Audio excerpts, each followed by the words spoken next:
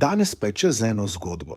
Nedavno sem z enim mojim prijateljem, dolgoletnim rokerskim zvezdnikom in podjetnikom govoril o načinu dela po 30 letih benda, zelo uspešne kariere in pa seveda podjetniške zraven.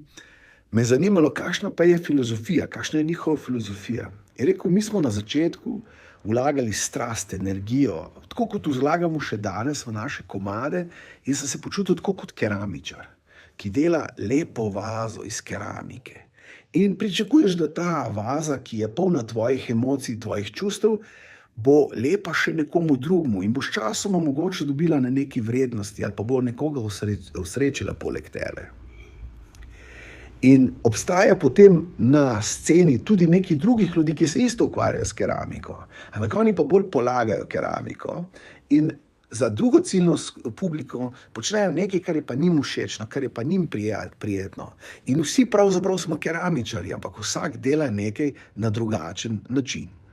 In podobno je v podjetništvu. Imamo 3 različne podjetnike, ki recimo prodajajo mast.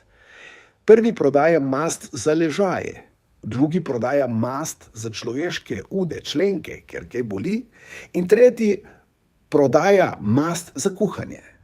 Pravzaprav vsi prodajajo mast, ampak si niso konkurenca, mogoče pa imajo tudi enake kupce. Kje ste torej vi v svoji podjetniški filozofiji? Ste pri keramičarjih, ali ste pri kakšni drugi sceni?